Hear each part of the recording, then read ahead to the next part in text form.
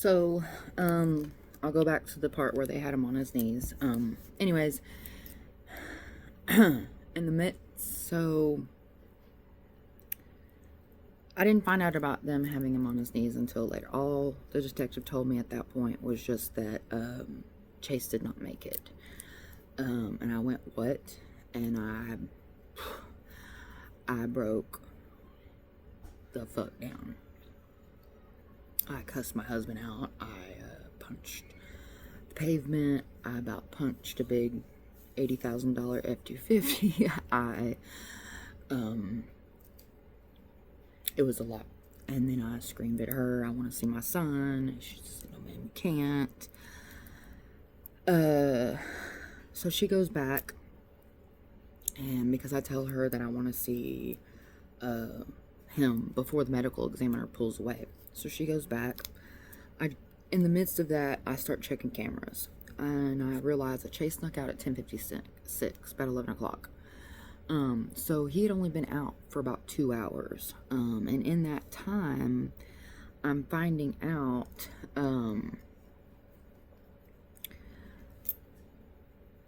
that,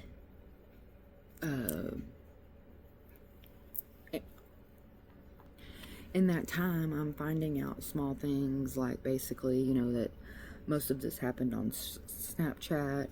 Apparently that the kid Royce, my son actually had prior beef with, because Royce slept with my son's girlfriend at the time, which he didn't care, and he had got a new girlfriend, and that's what it was about. Like, he was squashing it. And I'm not for sure if my 19-year-old was flirting with another girl there, but the other girl there, that I'm not going to mention her name, is the one that messaged Royce to get him over there. So, skip back to that night. Lieutenant approached me then about seeing Chase. Advised not to. I said, look, you don't know what I've been through. You don't know what I've seen. I need to see my son. He said, okay, I'll talk to the medical examiners, blah, blah, blah. This went on. I mean, like I said, I arrived on scene at 1:08, and then didn't leave until 6:30 a.m. So then the detectives came back, and this was another 2 hours after they had already told me, yes, I can see his body. Came back and said the medical examiner had already left about an hour ago, and I flipped out. So apparently that night they were all hanging out at said boy's house that Chase wanted to go hang out with. It was him, his stepbrother, my stepson, and a few other kids. And apparently my stepson who's 19, was flirting with a 15-year-old. He says that once he found out that she was 15, he stopped. I'm not real for sure what her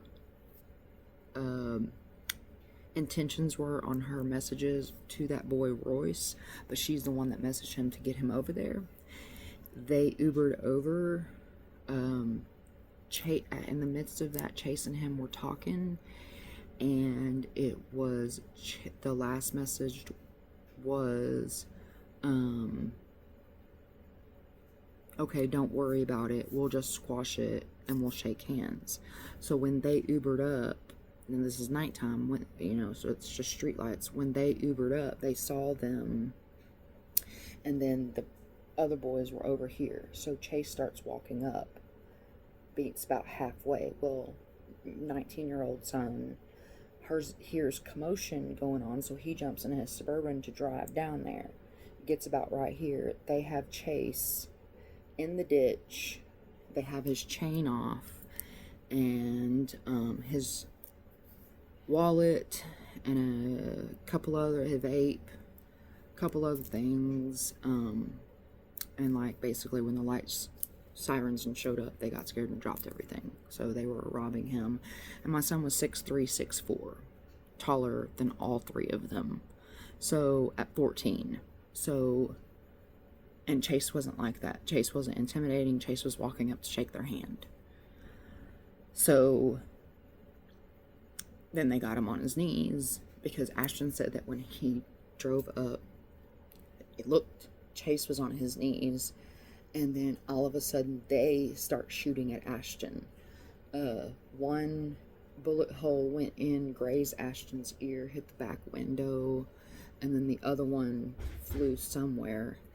And then I guess they went back to Chase. They shot him in the top of the head, and it went out the bottom. He fell over, and when he fell over, they had shot him 6 more times in the right side of his body. He had 15 in and out gunshot wounds. This was an execution. And there was absolutely no reason for it. There was absolutely no reason. And I believe wholeheartedly, even my son sneaking out. Yeah, he did wrong. He did wrong. He shouldn't have done that. And I obviously had a feeling because I told that baby that night. However, I believe that Chase had full-fledged intentions on coming home that night. I don't believe that he believed that this was ever going to happen. I believe that he was sincerely walking up to shake this boy's hand and be done. Chase doesn't like conflict. Chase has never liked conflict. Chase is, can we all just get along? Always has been like that.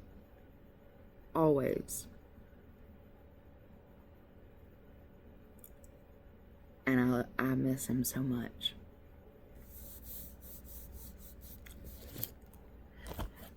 I'm not gonna miss a day, baby. I will not miss a day of court. Of putting all of these away. And I will not miss a holiday. I'll always be there till I see you. I love you.